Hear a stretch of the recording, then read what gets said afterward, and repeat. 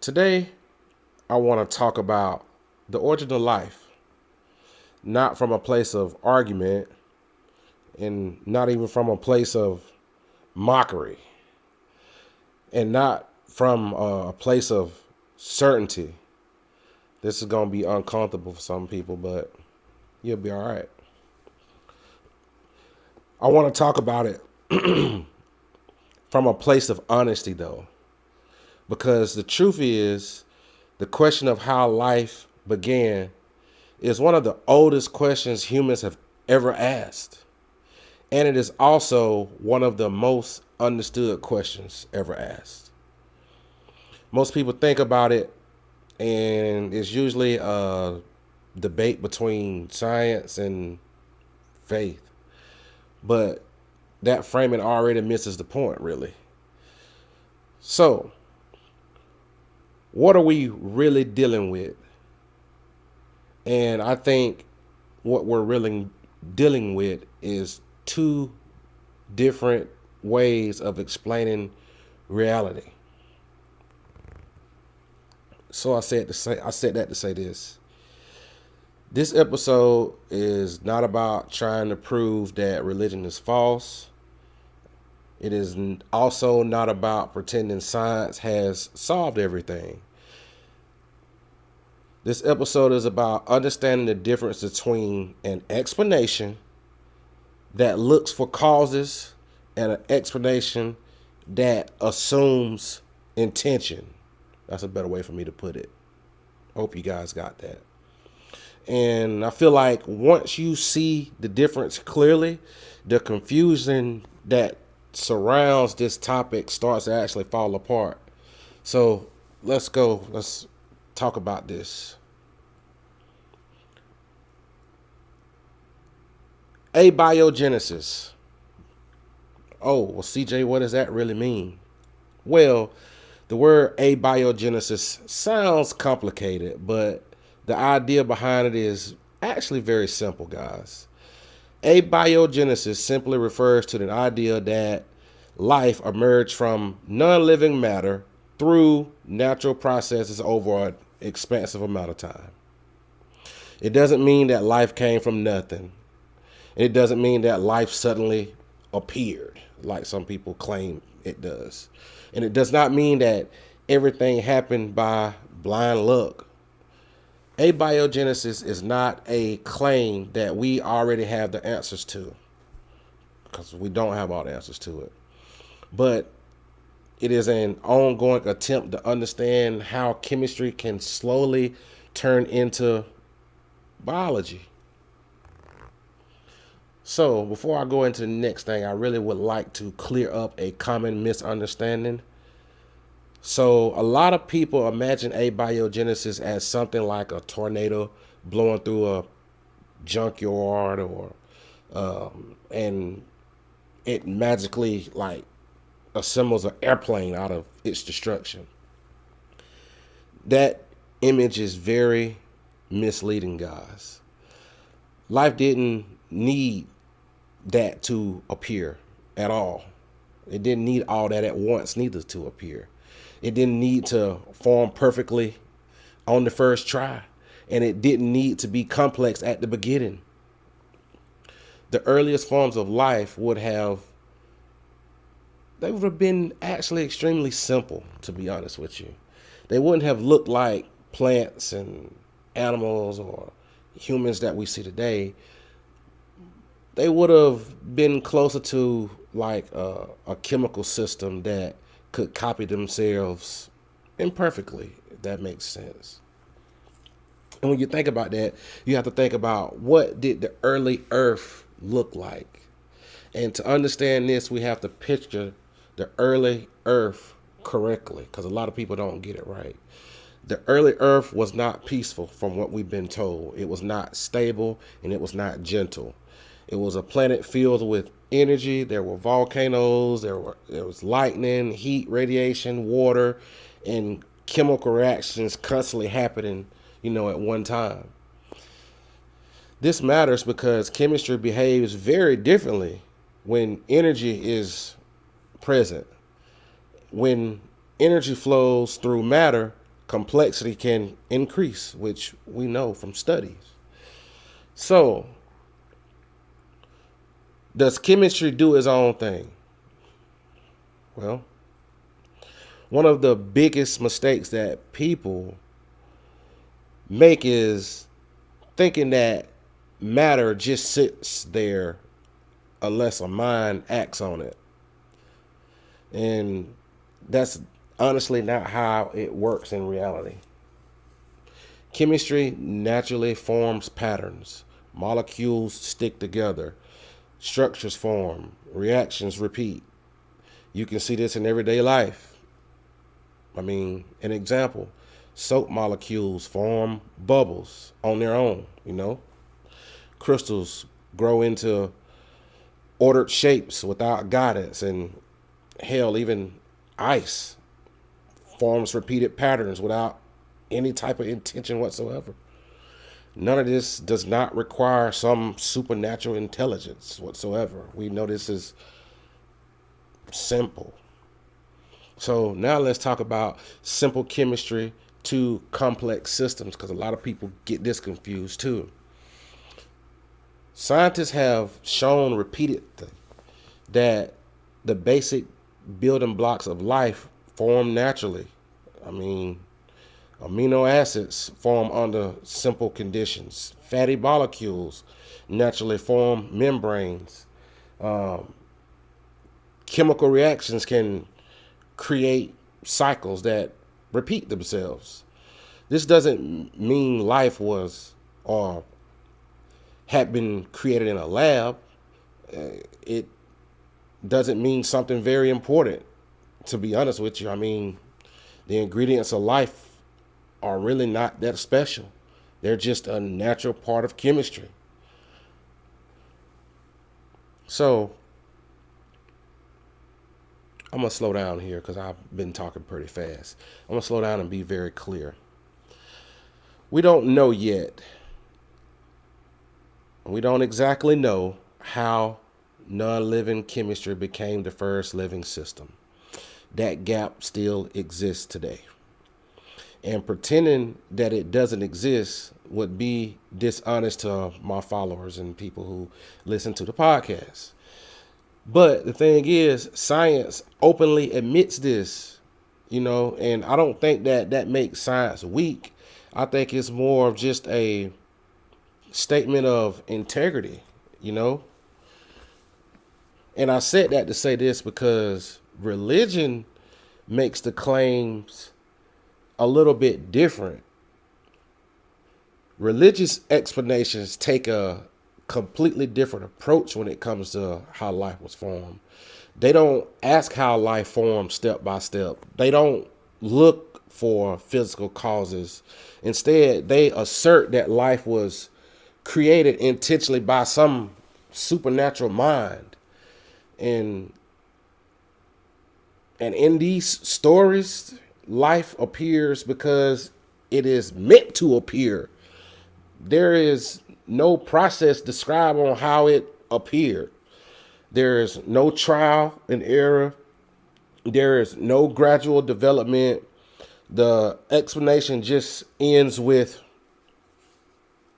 authority. That's a better way for me to put it. Just boom, it just ends with authority. So it makes you think why these are not the same type of answer. Well, I think this right here may be the most important part and point of this entire discussion for today. Abiogenesis tries to explain how something happened. Religion tells you why it happened. Those are not competing explanations. They're answers, but to different questions. And one looks outward at nature, and the other one looks inward at meaning.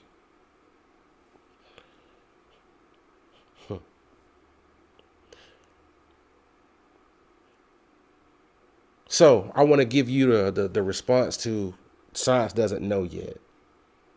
And at this point, many people say something like this. Science can explain the origin. Science can't explain the origin of life just yet. So God must have done it.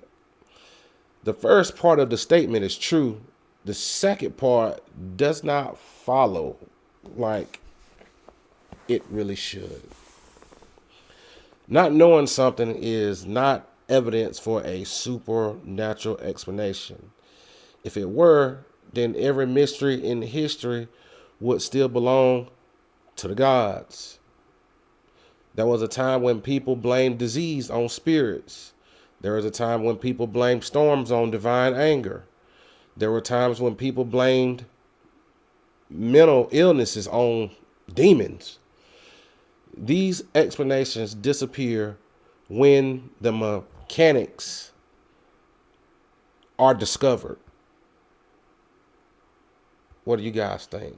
Because you got some people that even when this is discovered, they still want to stick with God did it. But let me tell you why God did it stops the question. Saying God did it feels like an answer, really. But it does not actually explain anything. It does not tell you how life formed. It doesn't tell you or tell us what steps were involved to create life. It does not allow us to test whether that explanation is correct. It brings inquiry to an end instead of moving it forward to me. And that can be emotionally satisfying, but there's no investigation at this point. You just have to take it and run with it. It is what it is, you know. So here's what we are. Well, here's where we are at the end of this discussion. Abiogenesis does not claim certainty, but it keeps asking questions, while religious creation claims certainty, but it does not ask how. So in the next part, we are going to talk about something just as important. We're going to talk about why humans prefer creation stories in the first place and what psychology and anthropology can tell us about those preferences. This is where this conversation may get a little bit uncomfortable, but of course all my episodes do. So strap in, ride with me, because this is exactly where this needs to go.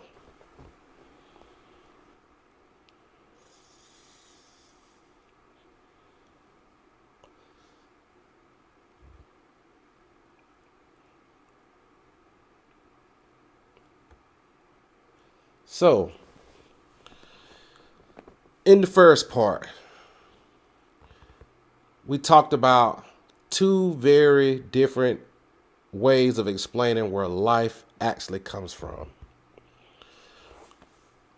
One way looks for physical causes and accepts certainty. Well, uncertainty.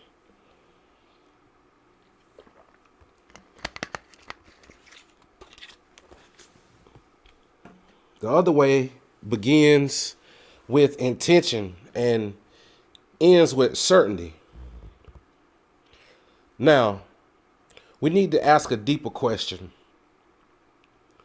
Why do human beings consistently prefer creation stories even when natural explanations are available? This is not no insult, and this ain't no accusation, y'all, so get your panties out of wad. This is just an observation about how the human mind works, so pipe down, my religious followers. Human beings do not experience the world as raw data. We experience the world as stories. We recognize events more, well, I won't even say recognize. Let me back up. We organize events into beginnings, middles, and endings. I was going a little too fast. I'm tripping over my words. We assign motives to actions, and we look for purpose behind outcomes. This is something religion did not invent. It is something the human brain naturally does, y'all. Stories help us remember. Stories help us teach. Stories help us cope with uncertainty. A universe that simply unfolds without intention is emotionally difficult to sit with. A universe with a creator feels more personal. So I hope that explains it to you guys. I think humans are wired to see agency. And the reason I say that is because from early age, humans assume that things happen because someone caused them. And if you hear, I mean, just think about it. I mean, if you hear a noise in the dark, your first instinct is not chemistry or physics. What is it? Your instinct is that someone or something is there. It's there. You know, this tendency helped our ancestors survive, assuming that agency kept people alert to danger. Missing agency could get you killed. Seeing agency where none exists was safer than missing it. And over time, this instinct did not disappear. It scaled up. Storms became expressions of anger. Earthquakes became punishment. Life itself became the result of intention. And there is something deeply unsettling about not knowing, though. Now we're going to talk about uncertainty and how it can be uncomfortable. Saying we don't know yet sounds calm and rational on paper, but emotionally it gives a gap.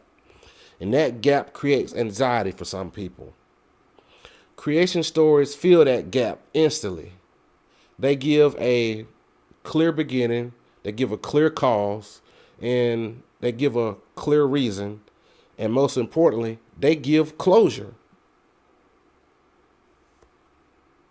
The meaning and the feels and how it feels better than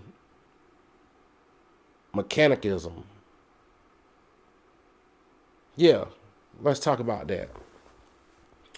So, a certain chemical explanation for life can feel cold. It does not tell you how you exist. It doesn't tell you what your life is for. It doesn't tell you that you mean something or you matter or you have a purpose. But those creation stories do. They say that you're wanted. They say that you're designed. They say that your existence has a purpose built into it. That emotional satisfaction should not be underestimated. But emotional satisfaction is not the same thing as truth, y'all. Just think about it. Something can be useful without being accurate. A belief can bring comfort and still be wrong. A story can guide behavior and still be fictional. Throughout history, humans have held beliefs that were useful but false. Bloodletting was once considered medical wisdom. Demons once explained disease in a way that it felt meaningful. Those explanations worked emotionally for people, but did they work mechanically? Probably not. No. So, why does creation stories spread so well? Well, what I think is creation stories are easy to transmit. They don't require evidence. They don't require experiments. They don't require long explanations. Then they can be told to children, and they can be repeated orally across generations. They can survive without change. Natural explanations do not spread the same way. They take time. They evolve. They admit uncertainty. That makes them less comforting. But in my opinion, it makes it more honest. Okay, so authority feels safer than open questions. Well, when a creation story is tied to authority, it becomes even more powerful. If a trusted figure says, "This is how it happened," the doubt feels dangerous. Questioning the story can feel like questioning identity. It can feel like betrayal. And it can feel like modern failure. So the story hardens. Over time, the explanation stops being explained. And to me, it becomes more protected at that point.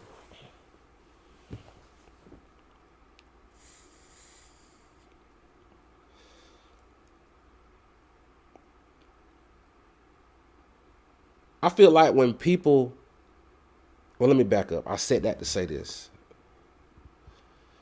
When people start to compare abiogenesis and religious creation stories, they often treat them as equal kinds of explanation, but you have to understand that they're not. One is a search for causes, and the other is a source of meaning. Confusing the two leads to endless amounts of frustration. Science is not trying to take meaning away at whatsoever. But a lot of people think that. I think science is more like trying to understand what actually happens in the world, while religion is not trying to test mechanicism whatsoever. It is trying to answer emotional and answers to your questions from like a existence need. That makes sense. When religious explanations are treated as scientific answers, I think progress stalls. And the reason I say this is because questions stop being asked, and investigation seems like it should stop being encouraged. And uncertainty becomes forbidden. And history shows that this pattern is very clear between these two. Whenever authority replaces inquiry, understanding completely suffers, y'all. So, here is the honest takeaway from this section that I want my followers to think about. Humans prefer creation stories because they are comforting, they're familiar, and they're meaningful, not because they are demonstrated to be true. That preference explains why creation narratives appear across many cultures everywhere. It does not make them false by itself, but it does explain why they persist, even when evidence is absent. Ha! In the next part, we are going to tackle the most common objections head on. We're going to talk about claims like something can't come from nothing, or life violates physics, and information requires a mind. And we're going to do it calmly, carefully, and without exaggeration. That is where this conversation usually breaks down, and that is where I'm going to slow it down a little bit.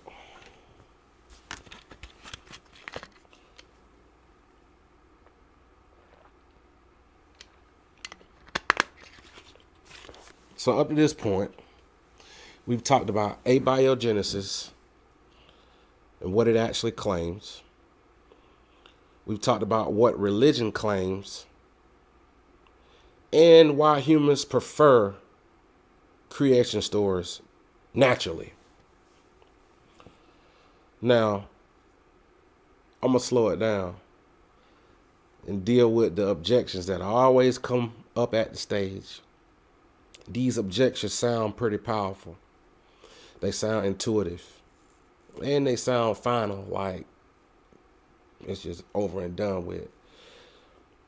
But most of them rest on misunderstandings rather than evidence. So let's take them one at a time, calmly and carefully. So, the something came from nothing claim.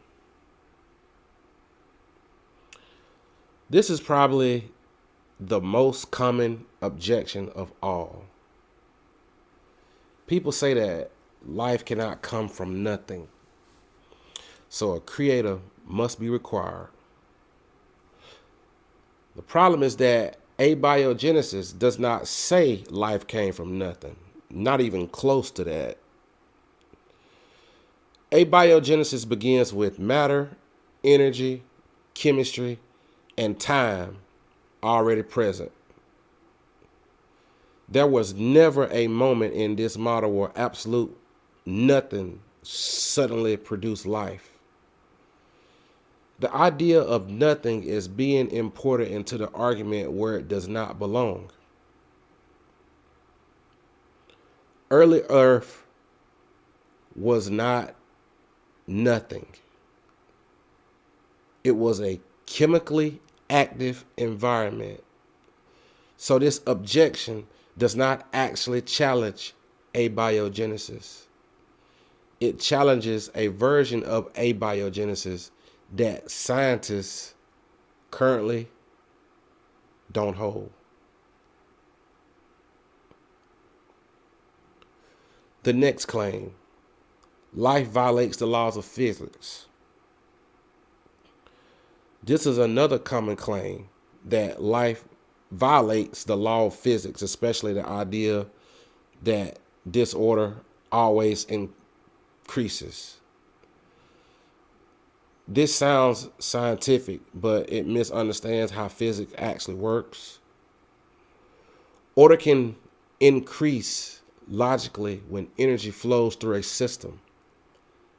This happens all the time. Snowflakes form ordered patterns. Crystals grow into structured shapes, and hurricanes organize themselves from chaotic air. None of this violates physics. Life is not a closed system. Energy flows into it consistently and constantly. So the absence of order in living systems is not surprising or forbidden. Ride with me now. I need y'all to understand what I'm saying now. The claim that information requires a mind. This objection usually sounds very confident. People argue that DNA contains information and information must come from intelligence. The problem is how the word information is being used. In everyday language, information feels intentional. But in nature, information can arise from physical processes. Snowflakes contain information about temperature and humidity. I just used that example. Tree rings contain information about climate. Rock layers contain information about time. None of those require a mind to encode them. DNA is a chemical structure that stores patterns. These patterns can form, change, and replicate through natural processes. Calling something information does not automatically make it design, y'all.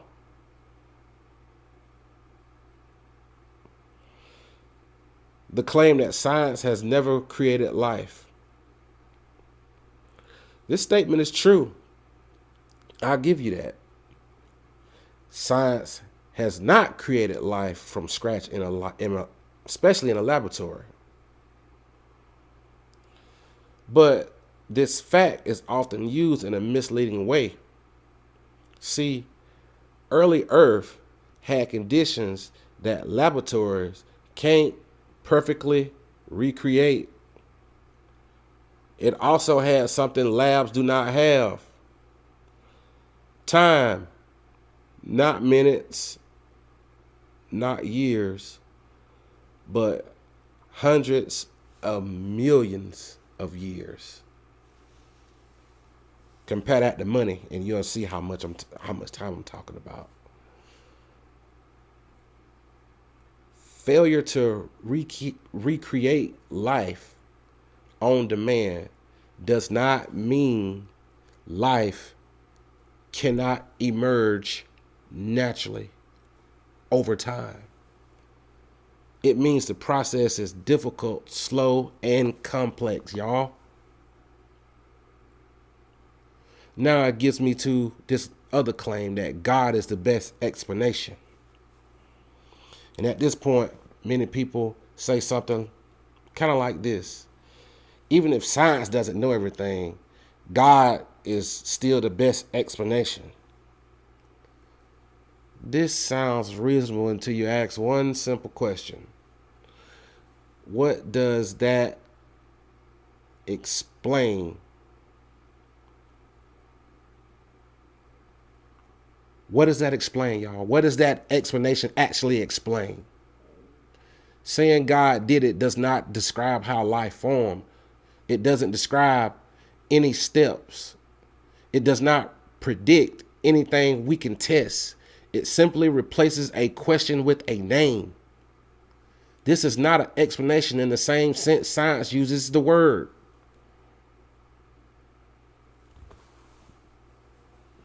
Why do these objections feel so strong? Well, I feel like these objections they feel strong like they do because they appeal to intuition rather than evidence. They line up with how humans naturally think. They expect intention behind complexity. We expect minds behind order. We expect answers to be final. Nature does not work that way. Nature works slowly, imperfectly, and without any foresight. That mismatch between intuition and reality is uncomfortable. So, CJ, what is science really saying? What is science actually saying? I mean, because you say this all the time. Science is not claiming that life definitely arose in one specific way, y'all. Science is saying that natural processes are capable of generating complexity. Science is saying that the building blocks of life form naturally. Science is saying that self-replicating systems are possible without intention.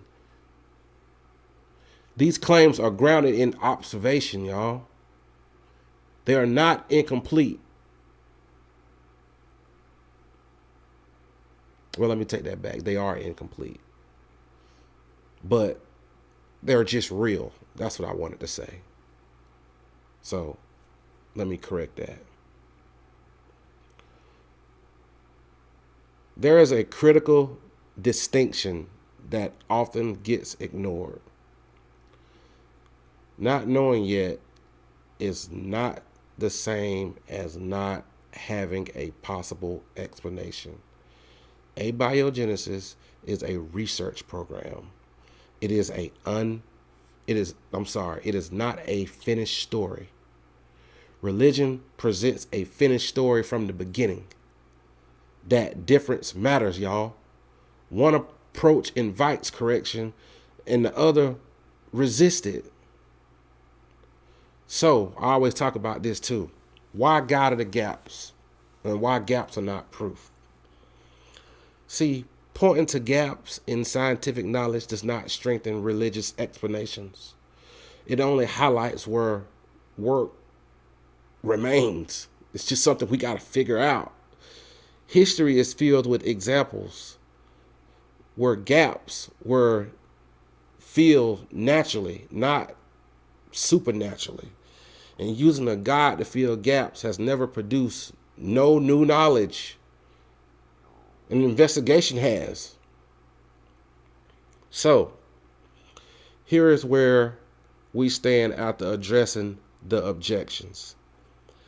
Abiogenesis does not violate physics.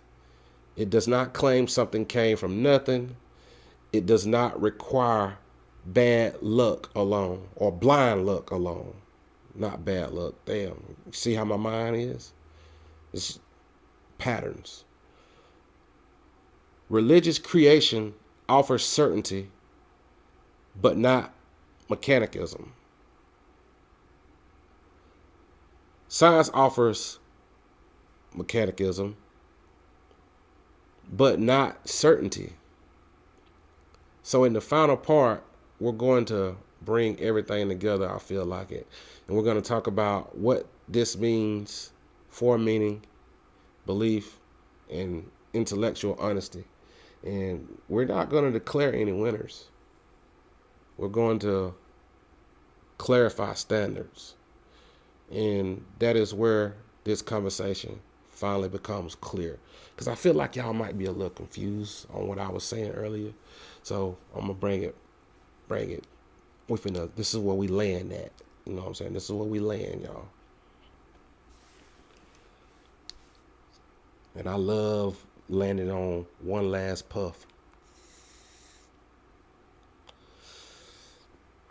We have now walked through science, psychology, and the objections. So now it is time to slow down and talk about what all of this actually means, y'all. This is not for winning debates, and this ain't for scoring no points. This is for intellectual honesty, because the question of how life began is not just a scientific question. It is a human one. Science is very good at explaining how things work. It is good at uncovering causes. It is good at identifying patterns. And it is good at correcting itself when it gets things wrong. What science does not give us is built-in meaning. It does not tell you why you should care. It does not tell you what your life is for. It does not tell you how to live. That absence is often mistaken for emptiness, but it is not emptiness. It is openness. Meanwhile, religion steps into that open space and it fills it for you with meaning. It gives people purpose. It gives people identity. It gives people moral structure. And for many people, that is deeply valuable.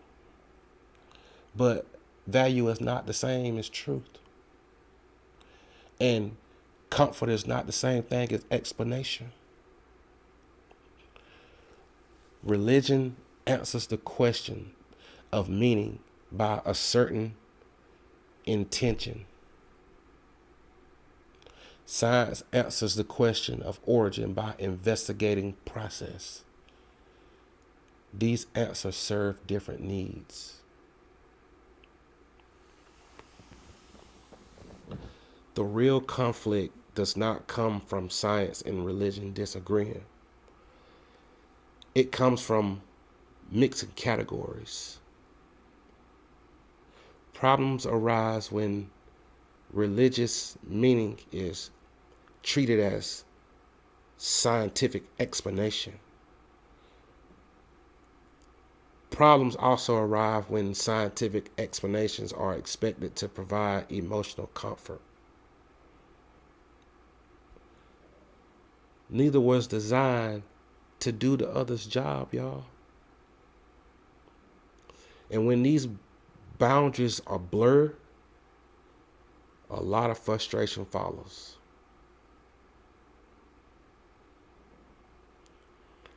Some people dismiss abiogenesis because it is unfinished. But being unfinished is not a flaw.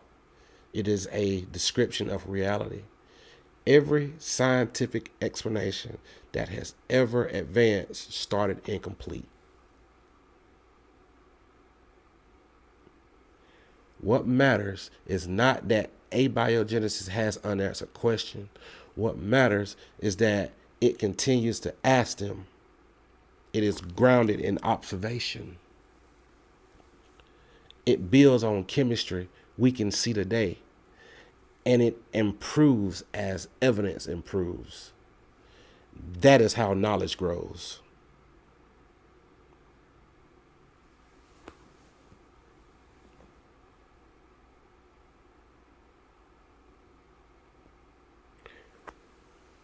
Meanwhile, religious creation stories feel powerful because they are final. They leave room for uncertainty. They don't invite revision. They don't evolve with new evidence. And if you're fine with that being final, then that's you. You can be comfortable. But to me, that comes with a cost. When an answer cannot be questioned, it cannot be refined. So, at the end of the day, this conversation comes down to standards. Are we more interested in certainty or in accuracy?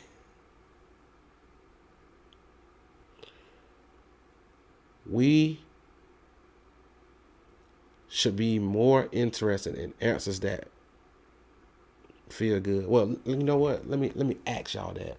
Are we more interested in answers that feel good or explanations that can be tested? There is no law that says everyone must choose the same standard. But honestly, if you're being honest with yourself, honesty requires us to admit which standard we are using. This discussion does not say that beliefs make believers foolish. It does not say that your meaning is fake. And it doesn't say that science replaces human need. But what it says is something a lot more simpler. That mechanicism requires evidence. Meaning requires interpretation. And confusing the two leads to false confidence. See, living with uncertainty is one of the hardest things humans ever learn is how to live without final answers, in my opinion. Abiogenesis asks us to accept that life may have emerged without intention. That idea can feel unsettling for some of y'all, but it can also be freeing. I know it's a hella freeing for me. It means meaning is something we build. It means purpose is something we choose. It means value comes from conscious beings, not some cosmic supernatural decree. So, I'm going to sit up for this. Here's the final distinction I want to leave you with. Abiogenesis is not a belief system. Okay, y'all? It is an investigation. Religious creation is not an investigation. It is more like a declaration. One moves forward by admitting uncertainty, and the other stands still by claiming certainty. So, when I say we don't know yet, it's not an admission of failure. It is an admission of honesty. And in the search for truth, honesty matters more than comfort. You don't need a God to ask where life came from, people. And you don't need certainty to live a meaningful life, people. What you need is the courage to follow evidence where it leads, and the humility to admit when the answer is still unfolding. And that's what this episode ends. I'm CJ Everson, Jewish skeptic. See y'all on the next one. Oh, sorry. And the merch for today, Hoodville. My boy Hoodville. I've been had this in the closet for a while. Catch y'all on the next one.